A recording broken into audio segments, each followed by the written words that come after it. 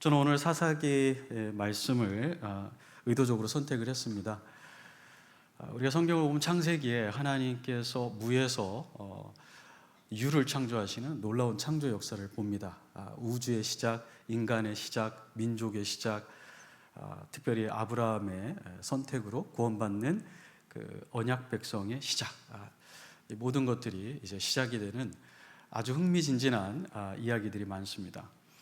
출애굽기에 한동안 그 하나님의 백성이 어려움을 겪지만 그마저도 출애굽기 안에서 모세를 통해서 하나님께서 애굽이라는 당대 최고의 그 군사 권력을 가진 나라에서, 우상 숭배로 가득 찬 나라에서 은혜로 건져내시는, 기적을 베푸시는 이런 놀라운 사건들이 있습니다.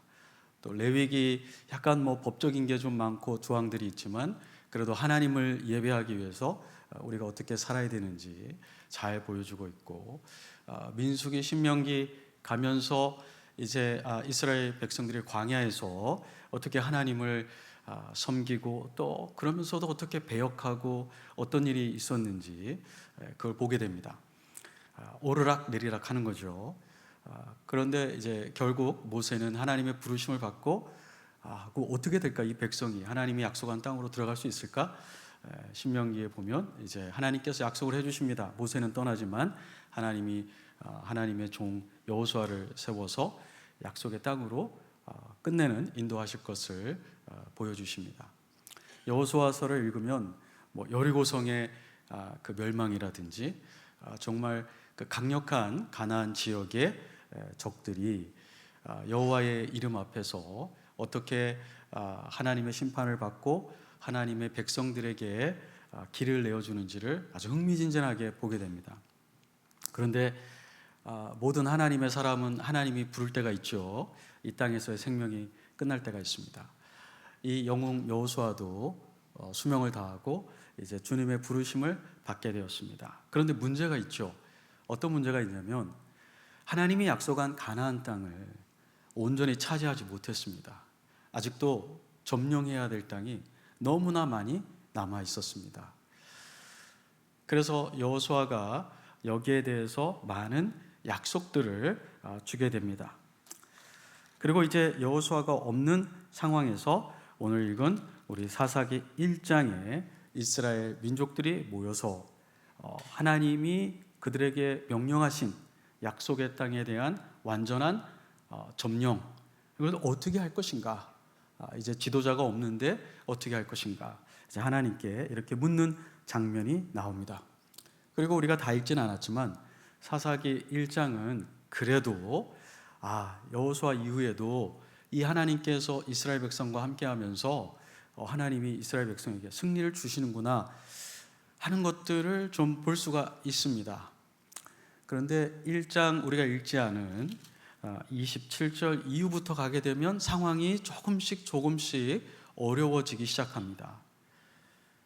그래서 계속 반복해서 나오는 단어가 27절에 쫓아내지 못함에 36절까지 계속해서 쫓아내지 못했다, 쫓아내지 못했다, 쫓아내지 못했다, 이렇게 기록이 됩니다. 그리고 여러분 잘 아시다시피 사사기 마지막을 읽으면 굉장히 침울해집니다. 그리고 떨립니다. 사람이 얼마나 악하면 이렇게 악할 수가 있을까? 한 여인을 동네에 있는 모든 남자들이 집단으로 윤관을 하고, 그것도 남편이라는 작자가 내어줘가지고 그런 일을 당하게 됩니다. 그리고 그는 레위인이었습니다. 어떻게 레위인이 그런 짓을 할 수가 있을까요? 얼마나 사람이 타락해야 목회자가 그런 일을 할 수 있는 겁니까? 그런데 또 이 사람은 자기 아내의 시신을 12도막을 내가지고 이스라엘 백성들 각 지파에 돌려버립니다. 아니, 죽은 것도 안타까운데 어떻게 이렇게 또 토막까지 내가지고 베냐민 지파를 상대로 11지파들이 모여서 전쟁을 하고 베냐민 지파는 거의 사라질 정도까지 위기에 처하게 됩니다. 이것은 사사기에 나타나는 어두운 면들의 단면을 제가 말씀드린 거죠. 다 말씀드린 것도 아니에요. 사사기를 읽으면 정말 침울해집니다. 그리고 두렵습니다. 그리고 정말 소망이 있을까? 이 민족이 이 민족을 통해 하나님이 세상을 구원할 메시아를 보내주신다고 그랬는데 정말 이 민족이 그렇게 쓰임을 받을까? 라고 질문이 생깁니다. 오늘 우리가 읽은 1장에서 유다 지파가 이제 하나님의 선택을 받게 됩니다. 그리고 유다 지파가 주도적으로 여호수아 이후에 정복 사명을 감당하게 됩니다. 그런데 오늘 우리가 읽은 이 1장 안에서조차도 유다 지파가 많은 성공을 거두면서도 또 끝내는 실패하게 되는 것을 보게 됩니다. 이 유다 지파의 성공과 실패를 통해서 우리는 교훈을 얻어야 하겠습니다. 하나님을 믿고 섬긴다는 것이 어떠한 것인지, 왜 이렇게 하나님께 선택받은 유다 지파마저도 1년의 성공은 거두었지만 끝까지 가지 못하고 실패하게 되었는가? 무엇이 그들로 하여금 실패하게 했는가? 그러면 우리는 이 실패로부터 어떻게 이 실패를 극복해야 되겠는가? 그것을 배워보고자 합니다. 먼저 여러분, 한 가지 오해하시면 안 되는 게, 하나님께서 모세를 통해서 또 여호수아를 통해서 이스라엘 백성들에게 가나안 땅을 점령하라 할 때에 몇 가지 명령을 주신 게 있습니다. 신명기 7장에 보면 너희가 점령할 땅에 가면 백성들, 그 마을에 있는 사람들을 남녀노소할 것 없이 다 진멸하라, 죽이라. 그리고 그 근방에 있는 이방인들을 다 쫓아내고 너희들과 함께 거주하지 못하게 하라. 어떤 사람들은 하나님이 이렇게 사랑의 하나님이라고 하더니 잔인하게 그렇게 모든 사람을 진멸하라고 할 수 있습니까? 질문할 수 있습니다. 많은 대답들이 있겠지만 레위기 18장 6절, 30절, 또 신명기 18장 9절, 14절에 보면 우리가 힌트를 얻을 수 있습니다. 레위기 18장에서는 모세가 너희가 차지할 땅에 가면 그 땅의 사람들의 습성을, 행습을 따라하지 말아라 하면서 경고를 주는 게 성적인 타락입니다. 근친상간, 수간, 자기 어머니, 이모, 시아버지, 며느리, 이런 친척, 형제, 자매 간의 성관계를 가지고, 또 동물과도 심지어 성관계를 가졌습니다. 누가요? 가나안 땅에 살던 사람들이 그렇게 살았습니다. 또 많은 사람들이 신명기 18장에 보면 제사를 지내는데 아주 여기는 우상으로 찌들어 있었거든요.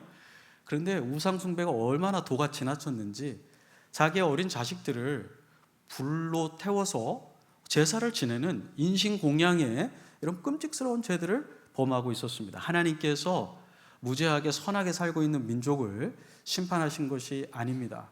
하나님께서 수백 년 동안 기회를 주셨고 이 가나안에 살던 민족들은 수백 년 동안 악을 점진적으로 쌓아놓고 있었던 것입니다. 때가 되어 하나님께서는 하나님의 방식으로, 고대에 가능한 방식으로 그들을 정결하게, 그 지역을 정결하게 해서 하나님의 구원받은 백성들이 하나님의 나라를 실현할 수 있도록, 하나님의 통치가 이루어질 수 있도록 그들에게 지침을 내리신 거였습니다. 이제 그 하나님의 지침대로 이 정복을 해야만 했습니다.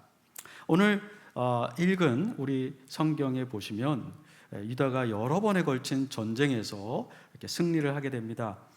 2절에 보니까 여호와께서 이르시되 유다가 올라가라, 보라 내가 이 땅을 그의 손에 넘겨 주었노라. 이 완료 시제입니다. 내가 넘겨주겠다가 아니고 이미 줬다, 이건 네 거다. 그렇기 때문에 내가 이미 준 거를 취하기만 하면 된다, 이제 누리기만 하면 된다, 가라, 이렇게 말씀한 거예요. 유다 지파가 어떻게 전쟁에서 승리할 수 있었을까요? 어떻게 하나님이 주신 사명을 완수할 수 있었을까요? 그것은 하나님께서 이미 약속한 것을 유다에게 주셨기 때문입니다. 하나님께서 이미 약속하신 걸 유다에게 주셨습니다. 그리고 유다는 4절에 보니까 올라간다는 게 산으로 간다는 뜻도 있지만 그냥 올라가매라는 건 전쟁하기 위한 준비 활동을 표현할 때 이런 표현을 쓴다고 합니다. 그러니까 올라가라, 이제 내가 너에게 주었다, 이 말을 듣고 유다는 의심하지 않고 하나님 왜 우리 지파를 선택하셨어요? 다른 지파도 있잖아요. 다른 지파 애들 하는 거 보고 우리도 좀 승산이 있으면 그때 해야 되는데 아직 여호수아도 없는데 우리 보고 먼저 하라고요? 이렇게 하지 않고 불평하지 않고 의심하지 않고 어떻게 했어요? 순종했습니다. 그리고 하나님 말씀대로 나아갔습니다.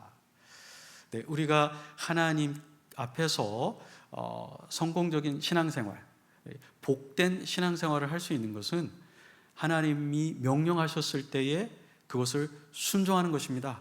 순종할 때에 하나님께서 그들과 함께 하시는 것입니다. 그래서 오늘 읽었던 말씀 19절에도 보시면 여호와께서 유다와 함께 계셨으므로, 다시 한번 사사기의 저자는 유다 지파가 어떻게 여러 대적들을 상대로 연속적으로 전쟁에서 승리할 수 있었는가의 이유를 혹 오해할까봐, 어떻게 오해할까봐요?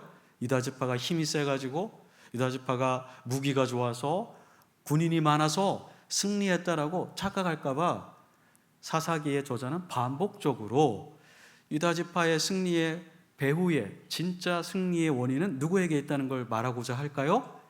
하나님에게 있다. 하나님이 함께이기 때문에 이긴 것이다. 네.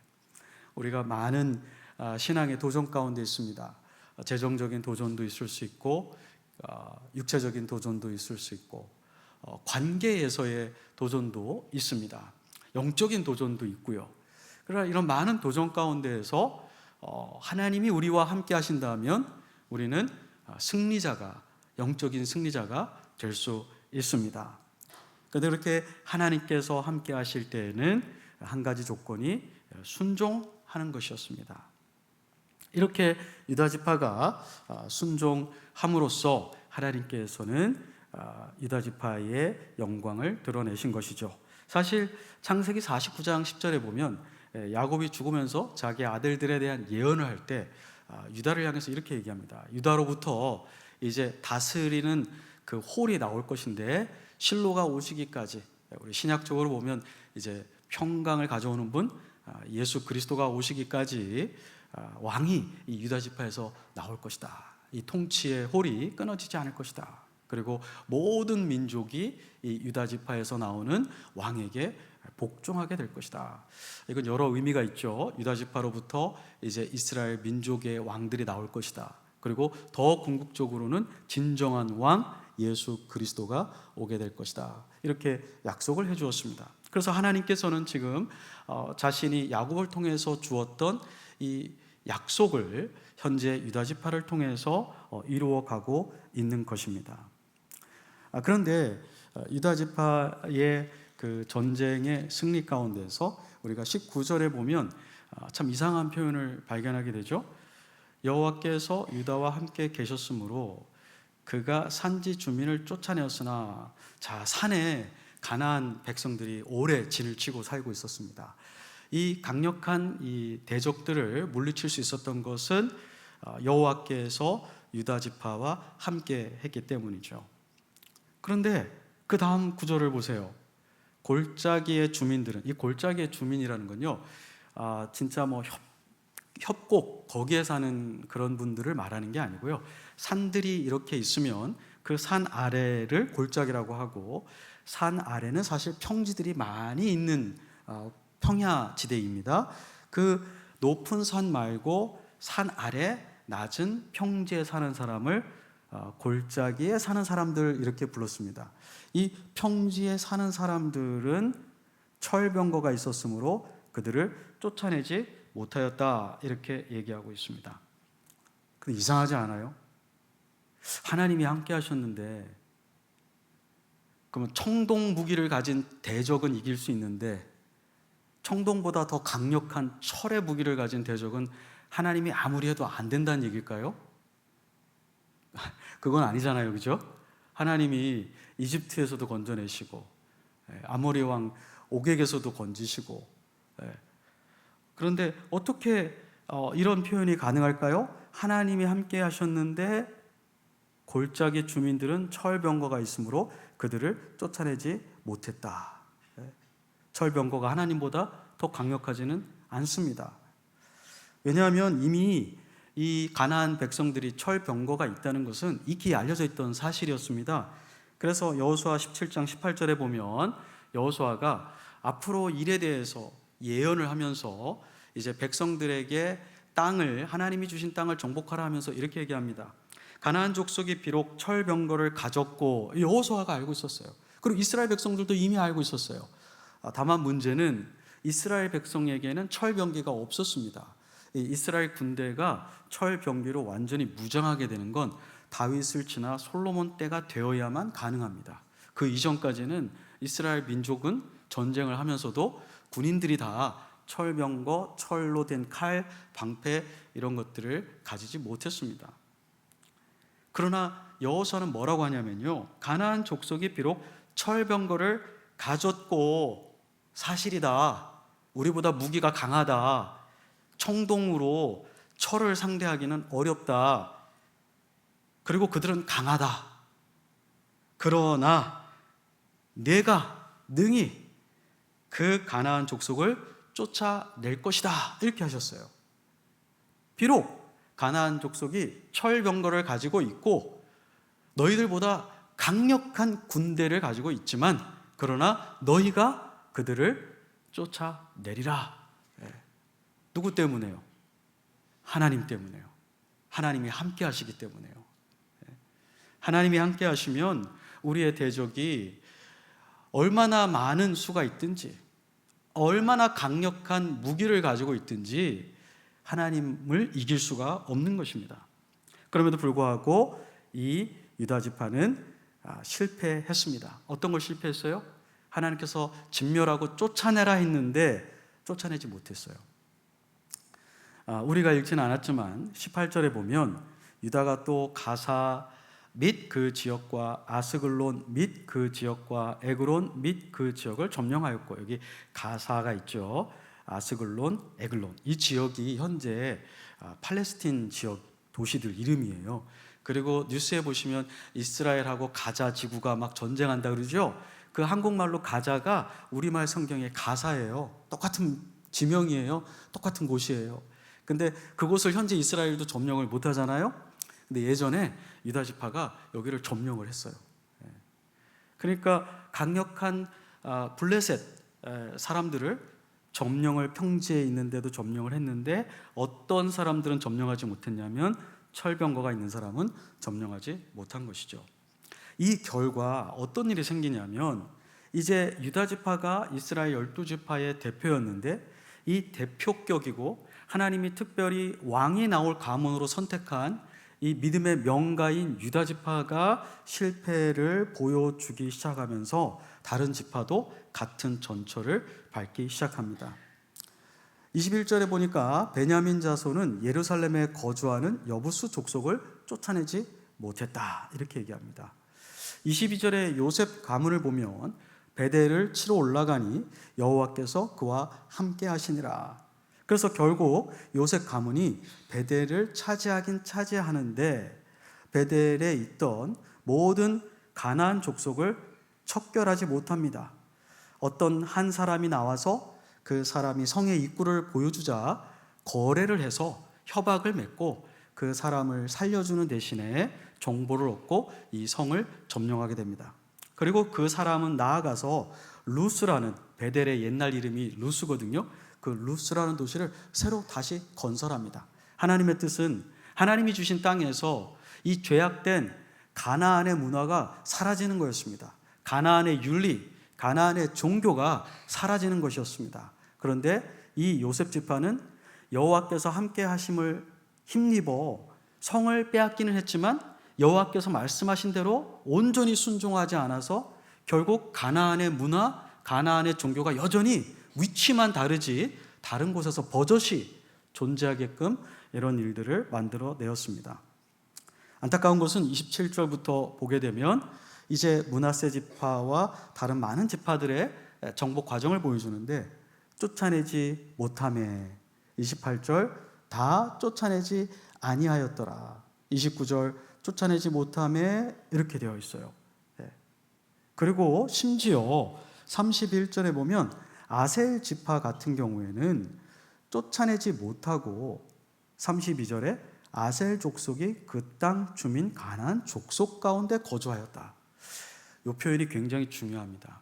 왜 중요하냐면요, 이전까지는 어떤 양상이었냐면 이스라엘 백성들이 하나님의 명령을 받아서 가나안 땅에 들어가서 점령되지 않은 지역과 전쟁을 하고 그 지역을 차지하게 됩니다. 그런데 힘이 약해서 다 차지하지 못하고 온전히 백성들을, 그 가나안 사람들을 쫓아내지 못하고 그 가나안 사람들이, 이스라엘 백성들이 들어오긴 했지만 힘이 약하기 때문에 공존하게 됩니다.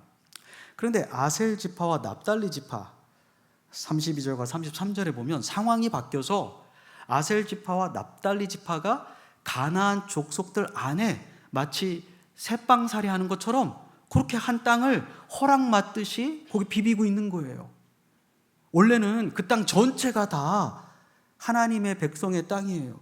하나님이 주셨어요. 그 권리를 주장하고 그 땅을 차지해야 되는데 얼마나 연약해졌으면 쫓아내지 못하는 정도가 아니라 어떻게 됐다고요? 그 땅 이민자, 그 가나안 사람들의 허락을 받아가지고 그냥 그들 편에 한 편을 얻어서 살고 있는 거예요. 이거보다 더 심각하게 연약한 지파는 단 지파였습니다. 34절에 보니까요, 아모리 족속이 단 자손을 어디로 몰아 넣었다고요? 그리고 또 뭐를 용납하지 않았어요? 쫓아내가지고요, 니들은 저 산골짜기에서 살아, 내려오면 니네 죽는다, 이렇게 한 거예요. 그 단지파는 내려오지도 못하고 그 산골짜기 높은 곳에 뭐가 그렇게 좋아요? 논밭을 어떻게 이루어요? 거기 무슨 과수원이 있겠어요? 그러니까 단지파는 사는 게 너무 힘든 거예요.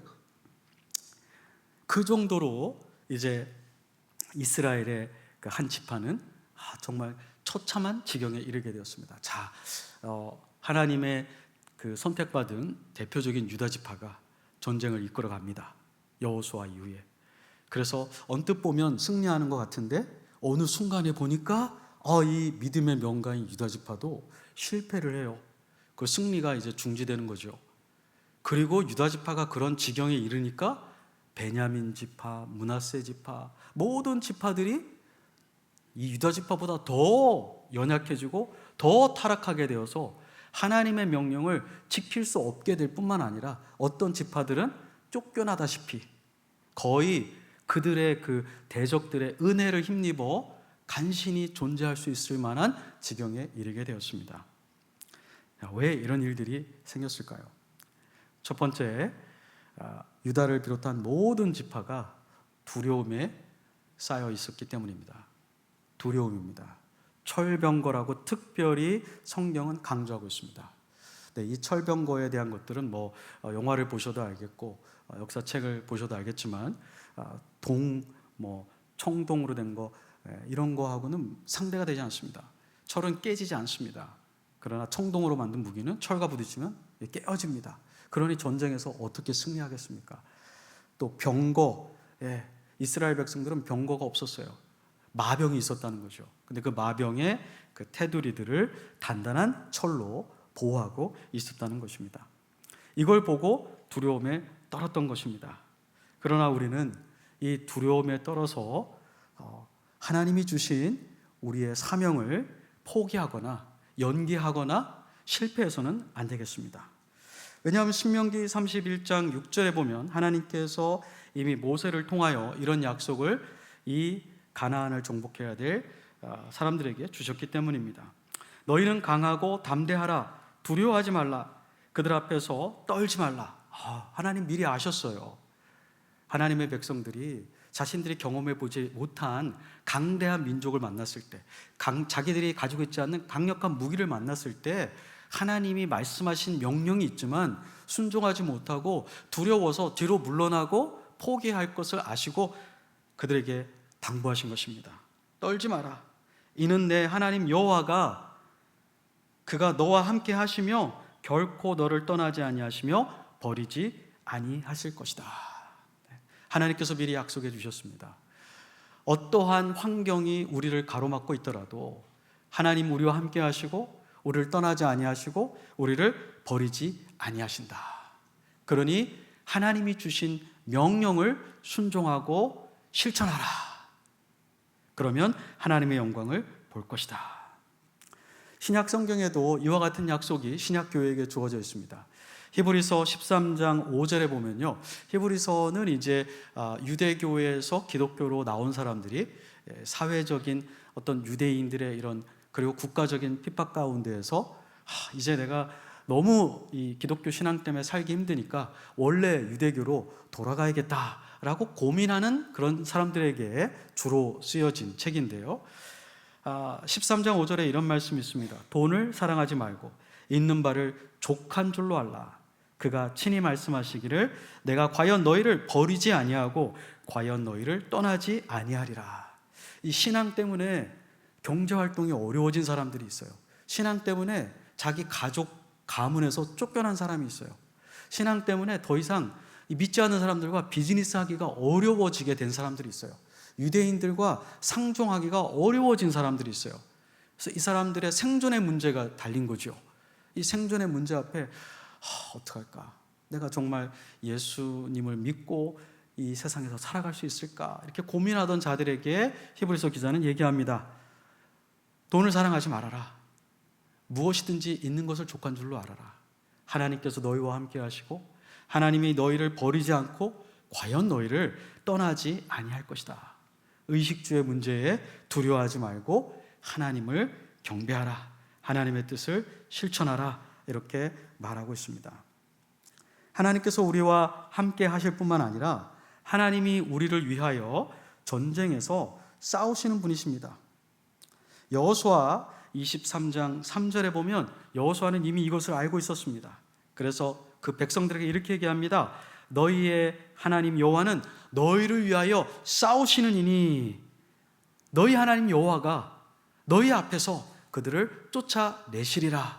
우리가 한 가지 기억해야 될 것이 있습니다. 하나님이 우리에게 명령하신 것 우리가 순종해야 됩니다. 우리가 실천해야 됩니다. 그러나 우리가 행동으로 옮기고 행동하는 그 순간 이전부터 누가 역사하고 있다는 거죠? 하나님이 쫓아내시는 거예요. 우리 앞에 있는 대적들, 우리가 하나님의 자녀로 살고자 하는데 이 방해하는 그것이 사람이든 제도이든 환경이든 그것이 무엇이든 하나님께서 해결하실 것입니다. 하나님의 능력으로, 하나님의 영광을 위하여. 다만 우리는 믿음을 가져야 됩니다. 우리가 싸우는 것 같지만 실제 우리의 전사는 하나님이십니다. 만왕의 왕 하나님께서 우리를 위해 전쟁을 하시는 것입니다. 하나님이 전쟁하신다면 100% 승리하는 것입니다. 자, 이제 이 유다 지파는 두려움 때문에 이렇게 실패하게 되었고 우리는 우리와 함께 하시는 하나님, 우리를 위하여 싸우시는 하나님에 대한 믿음을 가지고 두려움을 떨쳐내야 된다는 것을 보았습니다. 이 유다 지파가 두려움이 생긴 것은 왜 생겼을까요? 여러분, 우리가 신앙생활을 잘 하다가 막 찬송가가 나오고 막 기도가 잘 되고 감사가 넘치다가 어느 순간 이러한 것들이 서서히 잘 되지 않고 이런 것들이 수그러들고 사라지게 되는 건 왜 그럴까요? 어떤 한 사건 때문에 우리의 신앙이 갑자기 떨어지는 경우는 별로 없습니다. 그 이전에 사실 우리가 어떤 사건, 어떤 만남, 어떤 환경에서 믿음으로 서지 못하고 넘어지고 두려움을 갖게 되는 것은 사실은요, 그 이전부터 우리의 삶 속에 신앙의 바른 자세를 갖고 있지 않았기 때문에 그 도전이 왔을 때 믿음을 행사하지 못하고 두려움을 갖게 되는 것입니다. 이 유다 지파가 두려움을 갖게 된 것도 그 이전에 이미 유다 지파가 하나님 앞에 신실하지 못했기 때문입니다. 우리가 읽진 않았습니다. 너무 성경 구절이 이제 기니까 제가 시간상 읽진 않았지만 여러분 1장 앞으로 한번 넘어가 보십시오. 1장에 보시면 5절부터 7절까지입니다. 제가 읽어드리겠습니다. 또 베색에서 아도니 베색을 만나. 누가요? 유다 지파가요. 아도니 베색은요, 아도나이에서 온 거예요. 주님이란 뜻이에요. 왕 이런 뜻이에요. 아도니 베색, 베색은 지역 이름입니다. 도시 이름이에요. 그러니까 베색이라는 도시의 주님, 왕인 사람을 유다 지파가 전쟁을 하면서 만난 거죠. 적대적인 그 세력의 최고 우두머리인 베색이라는 도시의 왕을 만난 거예요. 그 아도니 베색을 만나 그와 싸워서 가나안 족속과 브리스 족속을 죽이니 승리했어요. 왜요? 하나님께서 약속해 주셨고 하나님께서 유다 지파와 함께하기 때문에 아도니 베색을 이겼어요. 아도니 베색은 정말 대단한 사람입니다. 7절에 보니까요, 옛적에 70명의 왕들이 그들의 엄지손가락과 엄지발가락이 잘리고 내 상 아래에서 먹을 것을 주었었다, 이렇게 얘기합니다. 70명의 왕이 정말 그 고대 가나안에 70개의 왕국이 있었는가? 학자들이 그렇게 많은 왕국이 있을 수 있는 땅도 있지 않았다. 70이라는 게 아마 문학적인 표현으로 완전수를 나타내기 때문에 아도니 베색이 자기를 과시해서 하는 말일 것이다. 그러나 어쨌든 아도니 베색이 근방에 있던 많은 세력들을 점령한 굉장히 세력이 큰 왕이라는 것 정도는 우리가 알 수 있다. 자, 그리고 아도니 베색이 뭐라고 얘기하죠? 자기가 점령한 왕들의 뭐를 잘랐다고요? 엄지 손가락, 엄지 발가락을 잘랐어요. 죽이지는 않았어요. 죽이지는 않고 손가락과 발가락, 엄지 손가락, 엄지 발가락을 자르는 것은 이 가나안, 고대 가나안 지역에서 흔히 행해졌던 일이라고 합니다. 상대방 자기가 점령한 나라의 아니면 부족의 왕이 다시는 무기를 들지 못하게 하려고, 칼이나 창이나 활을 들지 못하고 뛰지 못하게 하려고. 엄지발가락을 자르면 뛰지 못하거든요. 죽진 않지만 엄지손가락을 자르면 활을 당길 수가 없습니다. 칼을 들 수가 없어요. 방패를 들기가 힘들죠. 그래서 이제 다시는 전쟁을 하지 않고 자기에게 복종하도록 부끄러움을, 수치를 줄 때 하는 방법이 바로 이 엄지손가락과 발가락을 자르는 것입니다. 특별히 엄지손가락과 엄지발가락을 자르는 것은 자기를 공격해서 피해를 입혔을 때 그 보복하려고, 보복할 때의 그 형벌이 바로 엄지손가락과 엄지발가락을 자르는 것입니다. 그런데 유다 지파가 이런 강력한 왕이었던 아도니 베색을 잡아서 그의 엄지손가락과 엄지발가락을 자르매, 우리가 이걸 읽을 때 이걸 왜 이렇게 잘랐지? 보통 이렇게만 생각할 수 있습니다. 그런데 이 문장은 의도적으로 여기 들어가 있는 거예요. 원래 하나님이 유다 지파에게 명령하신 건 뭘까요? 점령지에 있는 왕이나 신하나 다 어떻게 하라고 그랬어요? 죽이라고 그랬어요.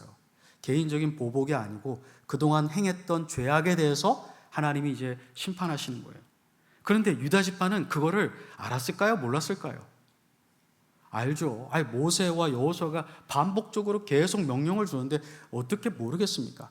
그런데 이들은 그 승리의 와중에, 여호와의 능력을 힘입어 전쟁을 하고 있는 중에 이 대적을 진멸하지 않고 어떻게 하기로 한 거예요? 살려주기로 한 거예요.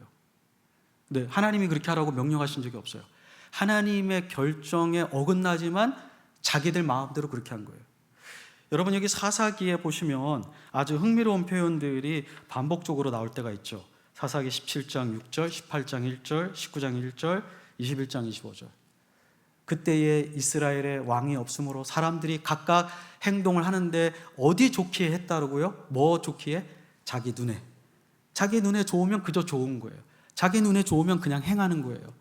유다 지파도 자기들이 볼 때에 자기들이 원하는 대로 행동한 거예요.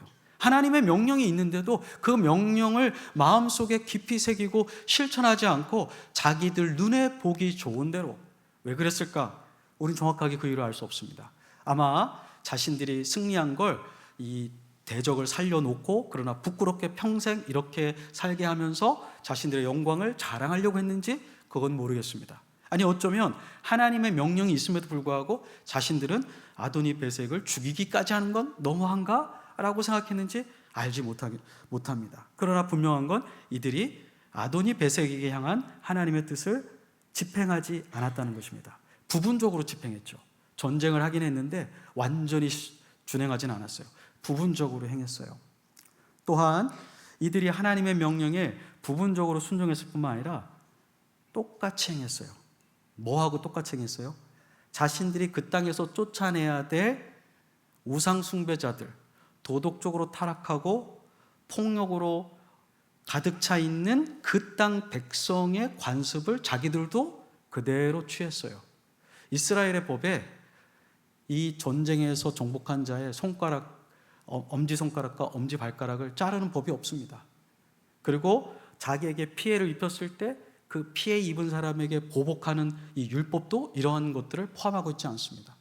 그럼에도 불구하고 이들은 누가 시행하는 행습을 그대로 자기들도 한 거예요?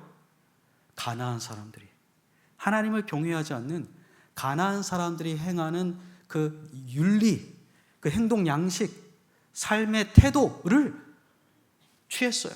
그리고 그걸 자기네가 행했어요.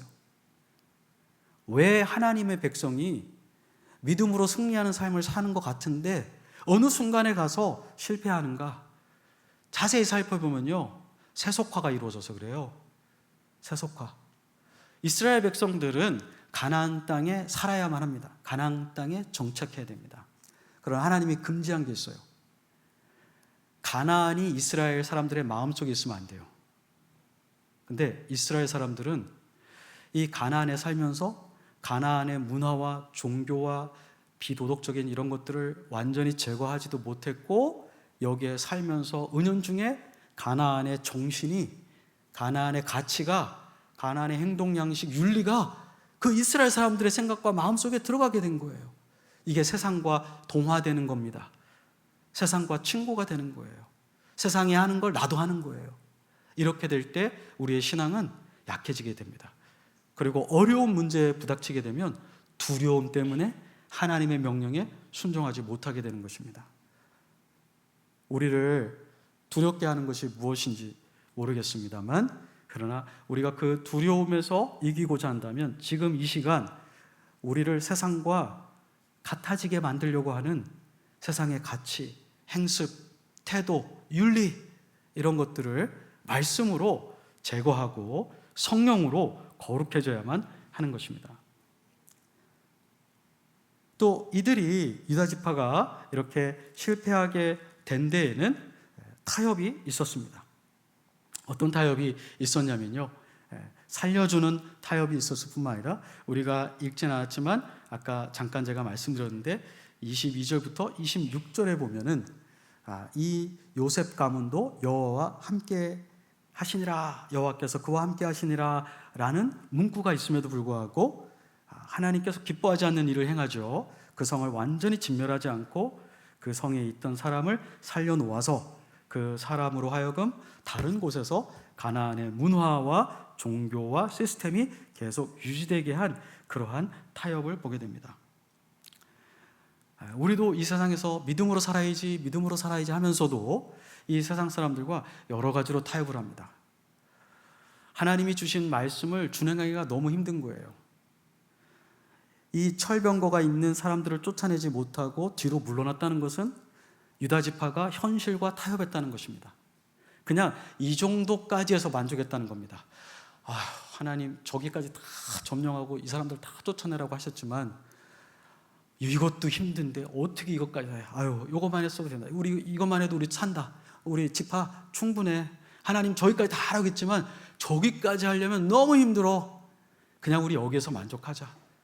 이것만 있어도 우리 사는데 굳이 왜 저기까지? 이렇게 타협을 하는 거예요. 유다 지파가 타협을 하고 요셉 지파도 타협을 했어요. 그래, 살려줄게. 어떤 분들은 이 구절을 보고 여호수아가 들어갈 때 여리고성에서 그 라합도 이렇게 살려주지 않았어요. 이게 왜 문제입니까? 이렇게 질문하는 분들이 있습니다. 완전히 다른 상황입니다. 라합은요, 이스라엘 정탐꾼이 왔을 때 여호와에 대한 신앙을 고백한 사람이에요. 그 사람은 여호와를 섬기기로 했어요. 그리고 그 사람은 실제로 이스라엘 백성 가운데에서 개종을 하고 나중에 다윗의 조상이 되시는 분이에요. 하나님의 백성으로 하나님의 주권을 인정하고 고대 그 가나안의 문화와 철학과 종교를 다 버린 사람이에요. 그러나 여기에 요셉이 살려준 사람은요, 아니요, 자기가 26절에 보세요. 햇사람의 땅에 가서 성읍을 건축하고 그 이름을 루스라. 루스가 없어지지 않았어요. 장소만 바뀐 거지. 가나안의 그 죄된 문화, 종교, 제사가 그대로 이 사람에 의해서 진행되고 있습니다. 왜요? 타협을 하니까요. 우리도 신앙에서 타협을 하고 싶을 때가 있습니다. 왜 그럴까요? 이게 너무 힘든 거예요. 직장에서 정말 까탈스럽고 상냥하지 않고 나를 오해하는 동료도 있을 수 있고 상관도 있을 수 있고, 또 부하 직원이 있을 수도 있겠죠. 그것이 병원이든 학교든 관공서든 우리는 그런 사람들과 함께 살아갈 수밖에 없습니다. 근데 그런 사람들 가운데에서 하나님이 말씀하신 이 하나님만을 향한 신앙, 예수 그리스도가 구원자라는, 유일한 구원자라는 이 고백, 그리고 세상이 살아가고 있는 윤리와 동의하지 않고 그것을 우리는 피하고 분리되어서 거룩한 삶을 살고자 할 때 반드시 핍박이 오게 되어 있습니다. 철병거를 가진 적들이 있듯이 그런 철병거를 가진 어떠한 권위자, 어떠한 세력, 어떤 제도가 우리를 억누르려고 다가오게 됩니다. 그때 우리가 선택하고 싶은 것 중에 하나가 바로 타협입니다. 여기까지 하자. 그러면 저들도 더 이상 우리를 공격하지 않을 것이다.